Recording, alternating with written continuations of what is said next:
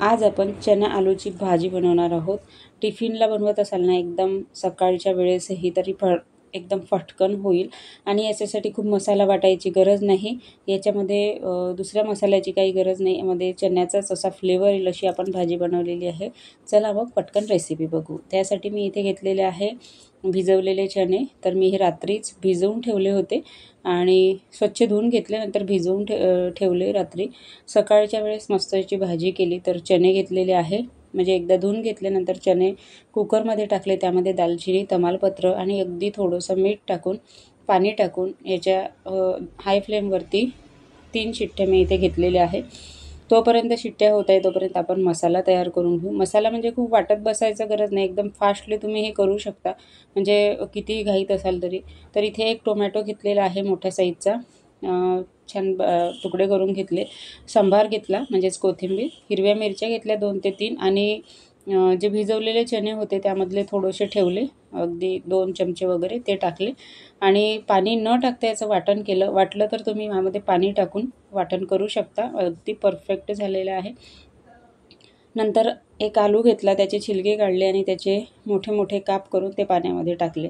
तर अशी जर तुम्ही भाजी केली ना, खूप काही भाजायची गरज नाही पडली, काही नाही, फटाफट अगदी तयार होते आणि फ्लेवर एकदम मस्त असा येतो। तर यासाठी आता आपण एक ठेचा बनवून घेऊ। त्यासाठी मी इथे अद्रक आणि लसूण मस्त ठेचून घेतलं।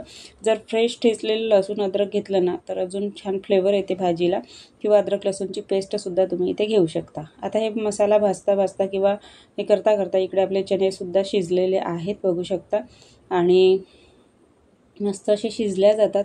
तसेच पाहिजे आपल्याला। 3 शिट्ट्या घेतल्या ना परफेक्ट शिजतात। नंतर इथे एका कढईमध्ये तेल गरम करायला ठेवलं। तर यासाठी मी 2 पळी तेल घेतलेलं आहे। तेल गरम झालं की जिरं टाकलं, थोडे खडे मसाले टाकले। तर आधी यात आपण दालचिनी आणि तमालपत्र टाकले होते, त्यामुळे यामध्ये नाही टाकणार। फक्त ही मोठी विलायची आहे, ती फक्त थोडीशी फोडून घ्यायची, म्हणजे फ्लेवर जो आहे ना खूप मस्त येते। तर मोठी विलायची, चक्रीफूल आणि 2-3 मिरे टाकलेले आहे। ते छान असे तडतडून झाले की यामध्ये एक मोठा साईजचा बारीक चिरलेला कांदा टाकून घ्यायचा।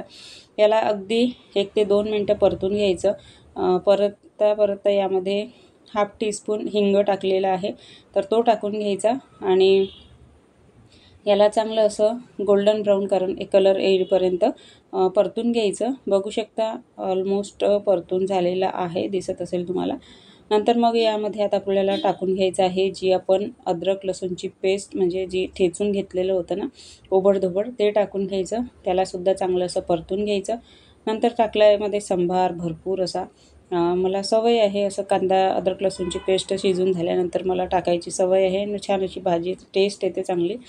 नंतर छान परतून झाल्यानंतर यामध्ये हळद टाकली हाफ टीस्पून, धनिया पावडर 1 ते 1.5 टीस्पून, इथे काश्मीरी लाल मिर्च पावडर आहे ते टाकलं, आणि टाकलेलं आहे ते हाफ टीस्पून जिरं पावडर। तर काश्मीरी लाल मिर्च पावडरने काय होते की तिखट नाही होत आणि कलर खूप छान येते भाजीला। तर जे आपलं नॉर्मली तिखट आहे ते घेतलेलं आहे हाफ टीस्पून, कारण की यामध्ये आपण पेस्ट जी केली आहे त्यामध्ये मिरच्या टाकलेल्या आहे, त्यामुळे थोडंसं लक्षपूर्वकच तिखट टाकायचं। आता जी पेस्ट करून घेतली होती ती टाकून घ्यायची, टोमॅटो, सांबार, मिरची त्याची, तर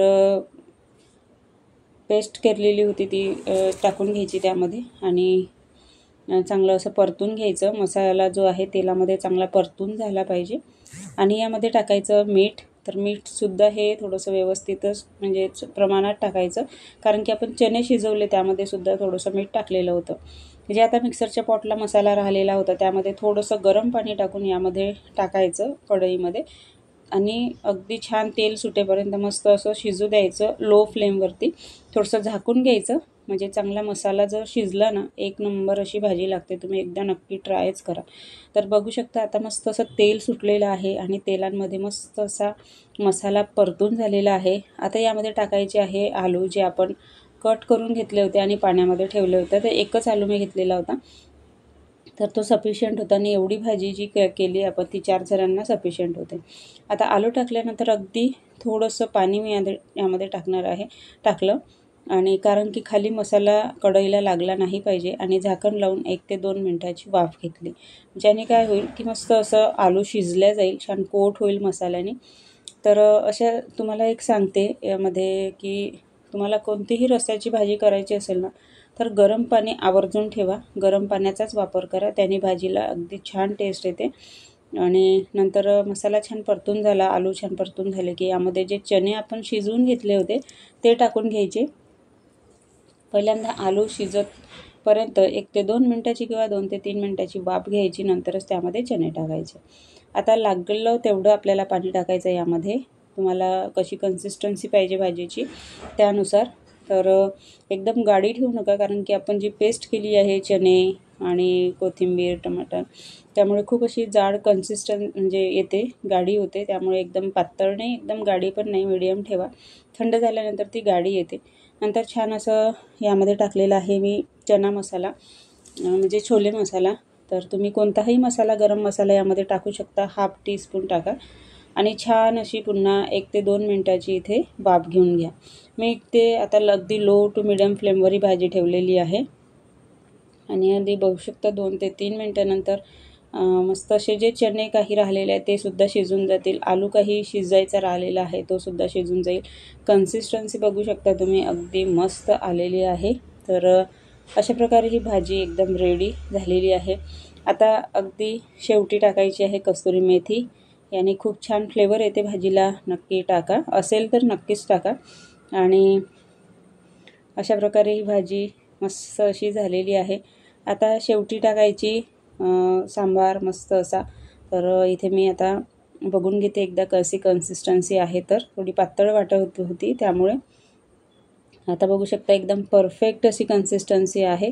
आता यामध्ये टाकायचा भरपूर असा सांबार आणि आता सर्व करून घेऊ. तर मस्तपैकी अशी भाजी रेडी आहे, बघू शकता. अगदी याला पुऱ्यासोबत, फुलके, पुऱ्या किंवा भटुरे वगैरे करून तुम्ही यासोबत खाऊ शकता. मस्त लागते, अगदी भाकरीसोबतसुद्धा अगदी मस्त लागते. नक्की करून बघा. व्हिडिओ जर आवडला तर प्लीज एक लाईक करा. तुम्ही व्हिडिओ बघता एक लाईकसुद्धा करत नाही. चॅनलवर नवीन असाल तर सबस्क्राईब करा, आणि सबस्क्राईब केलं असेल तर बेल आयकॉनला नक्की प्रेस करा, म्हणजे जे पण मी व्हिडिओ टाकते त्याचं नोटिफिकेशन तुम्हाला मिळून जाईल आणि तुम्ही रेसिपी किंवा व्हिडिओ मिस करणार नाही. तर मस्त खा, स्वस्त राहा. पुन्हा भेटूया नेक्स्ट व्हिडिओमध्ये. तोपर्यंत बाय बाय.